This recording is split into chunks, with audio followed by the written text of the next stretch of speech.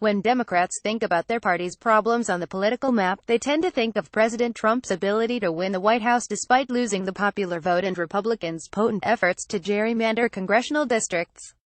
But their problems extend beyond the Electoral College and the House. The Senate hasn't had such a strong prorogate bias since the ratification of direct Senate elections in 1913. Even if Democrats were to win every single 2018 House and Senate race for seats representing places that Hillary Clinton won or that Trump won by less than 3 percentage points, a pretty good midterm by historical standards, they could still fall short of the House majority and lose 5 Senate seats. This is partly attributable to the nature of House districts. GOP gerrymandering and Democratic voters clustering in urban districts has moved the median House seat well to the right of the nation. Part of it is bad timing. Democrats have been cursed by a terrible Senate map. In 2018 they must defend 25 of their 48 seats won, while Republicans must defend just 8 of their 52. But there's a larger, long-term trend at work too, one that should alarm Democrats preoccupied with the future of Congress and the Supreme Court. In the last few decades, Democrats have expanded their advantages in California and New York, states with huge urban centers that combined to give Clinton a 6 million vote edge, more than twice her national margin. But those two states elect only 4% of the Senate. Meanwhile, Republicans have made huge advances in small rural states, think Arkansas, North and South Dakota, Iowa, Louisiana, Montana and West Virginia, that wield disproportionate power in the upper chamber compared to their populations.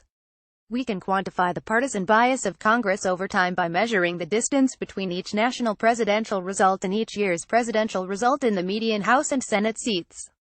So in 2008, for example, Barack Obama won the popular vote by 7.3 percentage points, but Democrats won the median House seat by 4.4 points, a prorogate bias of 2.9 points. Today, the prorogate biases in both chambers are at historic highs. In 2016, Trump lost the national popular vote by 2.1 percentage points, but Republicans won the median House seat by 3.4 points and the median Senate seat by 3.6 points. That's the widest Senate gap in at least a century and tied with 2012 for the widest House disparity in the last half-century.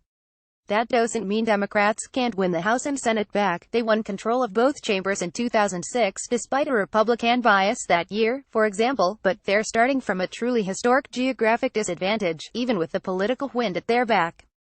Consider in 1980, there were 18 states where the presidential margin was at least 5 points more Democratic than the national result, 18 states where it was at least 5 points more Republican than the national result, and 14 states in between. Hypothetically, over 3 successive election cycles, all either party needed to do to win a Senate majority was win all 36 of the seats in the friendly states plus at least 15 of the 28 swing state seats.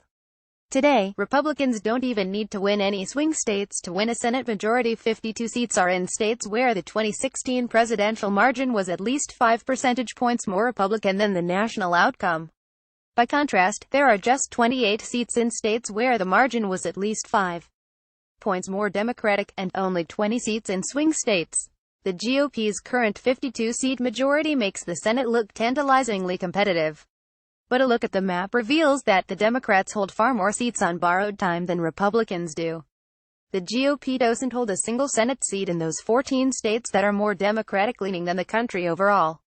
Meanwhile, Democrats hold 6 seats in the 26 more Republican-than-average states, and all 6 are at risk in 2018.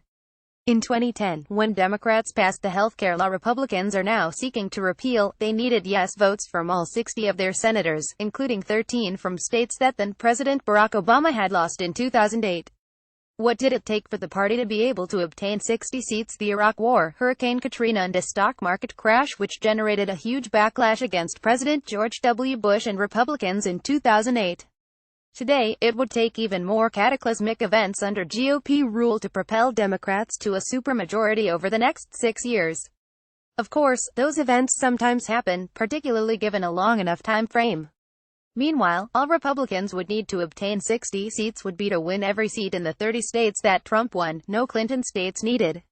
That's a plausible outcome over a few election cycles, thanks to today's extraordinarily high rates of straight ticket voting, if the basic contours of the nation's political geography don't drastically change in the next decade. The implications beyond Congress, especially for the Supreme Court, should deeply worry Democrats. Even if there is a Democrat in the White House in 2021, the Senate majority that is so critical to confirming his or her nominee could be much harder to come by than it has been in decades past.